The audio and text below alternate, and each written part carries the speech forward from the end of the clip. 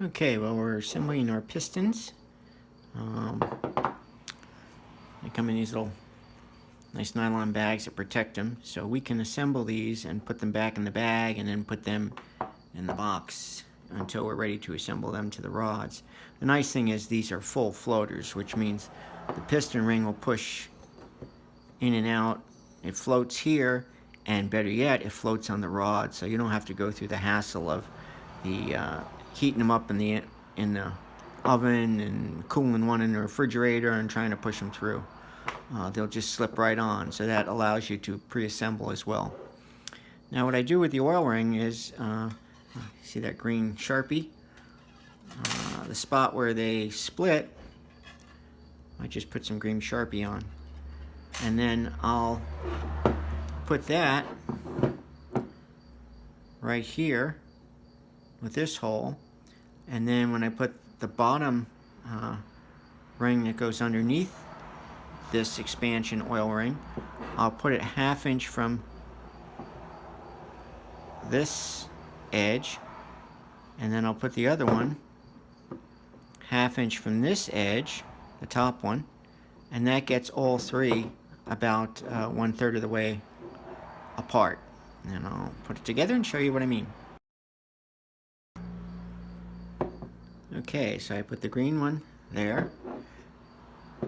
I put the other one about a 1/2 inch from here. The other side is about 1/2 inch from this one.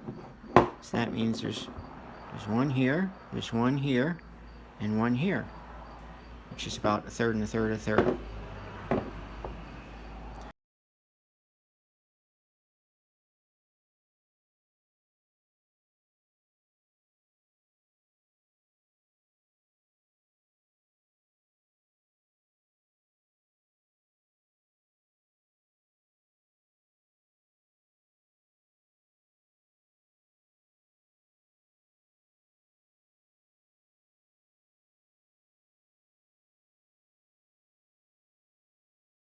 Then I'll put this back in the little nylon bag.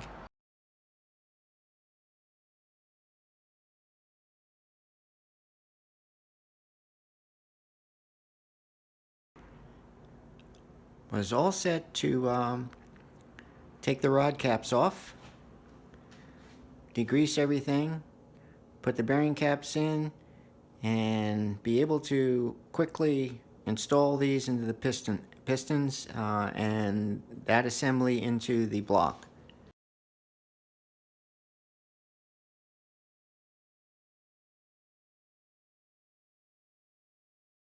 Unfortunately, the ARP rods, or 7/16 12 points, are on there fully torqued down. They did that for honing them out, I guess. And to get them off, you've got to exert a lot of leverage and foot-pound pressure. So this is the setup we did. I used a table, 3/4 inch plywood, 2 C-clamps, and a long breaker bar. And this is how I'm disassembling them. It works.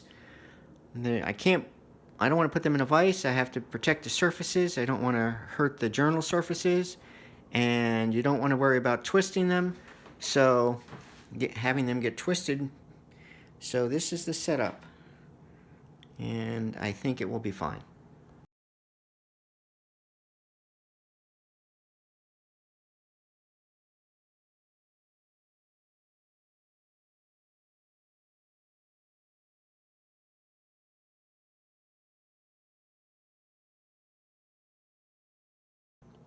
Today we're going to be assembling the pistons onto the rods, rod caps, and everything is all numbered. This rod and this rod cap go with the number 1 piston. We've got the pistons numbered on the side of the box, but the weight's on the top of each one.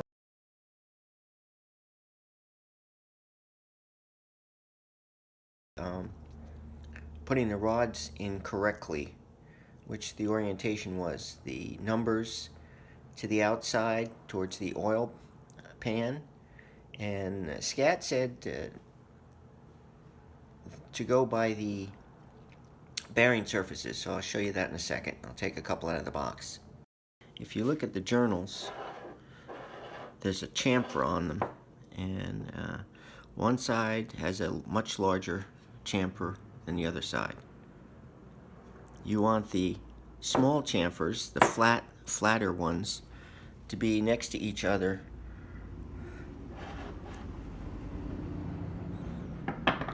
on the rod journal, like that. Okay. Now, once we did that, we decided to take a look and see, okay, everyone else says you just go by the numbers, put the numbers to the outside. So this is the way it should be in the engine, which means this would be the oil side of the block, and for this rod, and sure enough, the number's there. Now for this one, this would be the oil side of the block, and that's where the numbers are. So it appears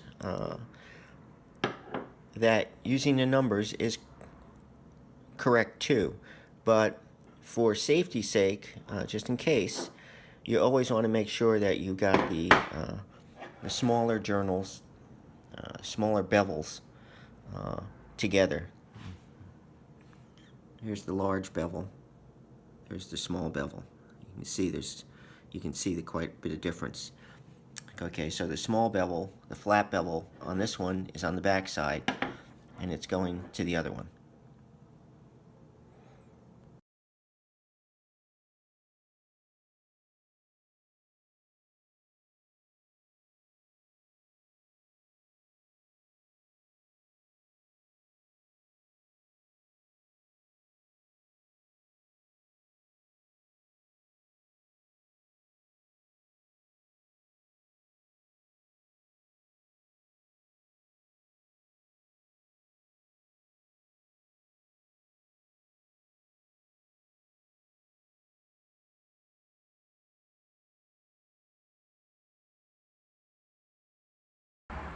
Now, so much for slapping the pistons on the rods and back into the engine.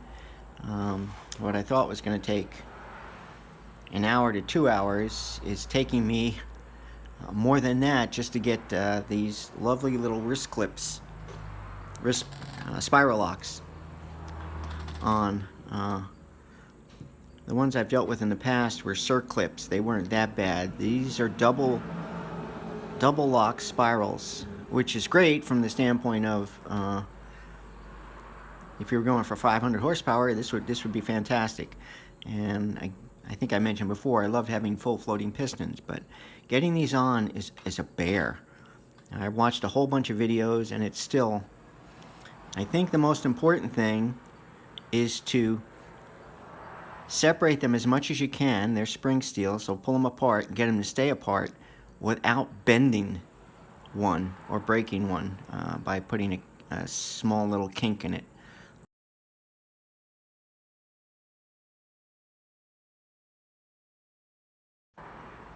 Seven down, one to go.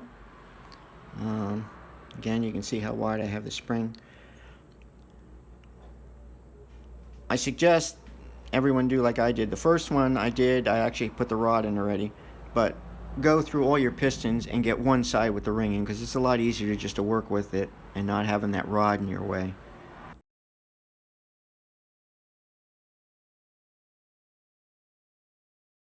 This is what it looks like after I've stretched it.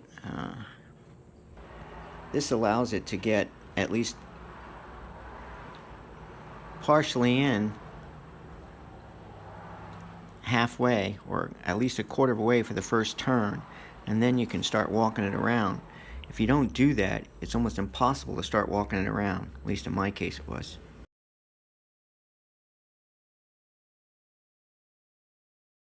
I don't know if you can see this. It's hard for me. I can't videotape and everything, but don't press down with the straight down. That's what it looked like people were doing to me, but I used it at an angle and turn it.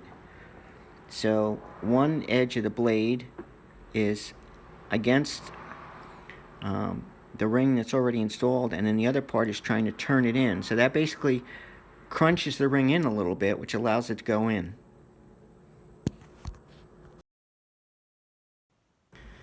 Okay, see if I can give you a better idea what I mean. Put the edge up like that, and then press down that way, and walk it with the screwdriver.